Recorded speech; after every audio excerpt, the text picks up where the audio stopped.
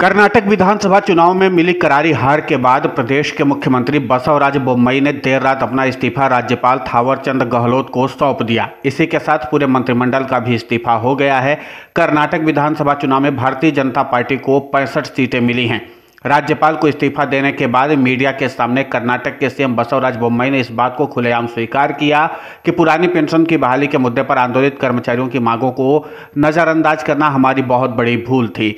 बोम्मई ने स्वीकार किया कि पार्टी को इस बात का अंदाजा था कि पुरानी पेंशन की बहाली के मुद्दे पर आंदोलित कर्मचारियों की वजह से हमें कुछ सीटों का नुकसान हो सकता है, लेकिन इस बात का अंदाजा पार्टी को बिल्कुल भी नहीं था कि ये आंदोलित कर्मचारी हमें सत्ता से दूर कर देंगे।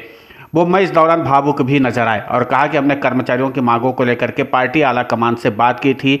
पुरानी पेंशन की बहाली के मुद्दे पर कर्मचारियों की मांगों को नजरअंदाज नहीं किया जा सकता है। इस बात की जानकारी हमने पार्टी आला कमान को दी थी और साथ ही उन्होंने हिमाचल प्रदेश के पूर्व सीएम जयराम ठाकुर का भी हवाला दिया था कि उन्होंने माना था कि पुरानी पेंशन की बहाली के मुद्दे पर आंदोलित कर्मचारियों की बदौलत हमें राज्य में हार का सामना करना पड़ा था, लेकिन उस समय पार्टी आला कमान ने कहा था कि इस मामले पर बाद में विचार किया जाएगा, लेकिन अब काफी देर हो चुकी है। हालांकि मैंने पुरानी पेंशन की बहाली के मुद्दे पर समाधान निकालने की पूरी कोशिश की थी, लेकिन उसके बाद इस मामले पर कोई भी समाधान नहीं निकल पाया और आज कर्मचारियों की बदौलत हमें सत्ता से बाहर होना पड़ रहा है।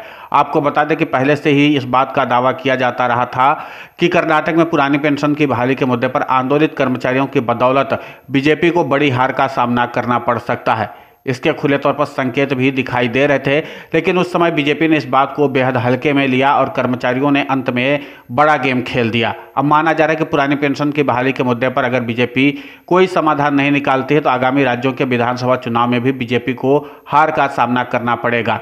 इतना ही नहीं, हो सकता है कि कर्मचारियों के इसी आंदोलन की बदौलत आगामी लोकसभा चुनाव में भी बीजेपी को हार का सामना करना पड़ जाए। केंद्र स्टाफ साइड राष्ट्रीय परिषद के सचिव, national joint council of action के संयोजक शिव गोपाल मिश्रा कहते हैं कि देखिए, कर्नाटक के रिजल्ट से बड़ा संदेश मिला है।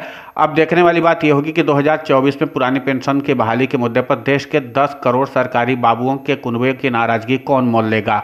हमने ये आंकड़ा केंद्र सरकार को दे दिया है। साथ ही ये भी बता दिया कि जो पुरानी पेंशन की बहाली करेगा वही देश पर राज करेगा। शिव गोपाल मिश्रा ने एक मीडिया चैनल से बातचीत में कहा कि पुरानी पेंशन की बहाली के लिए national joint council of action द्वारा एक्शन प्लान तैयार कर लिया गया है। केंद्र एवं राज्य सरकारों के कर्मचारी इस प्लान को आगे बढ़ा रहे हैं।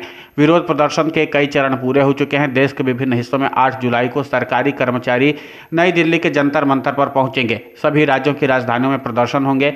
मानसून सत्र में संसद से बाहर विशाल प्रदर्शन किया जाएगा। इसके बाद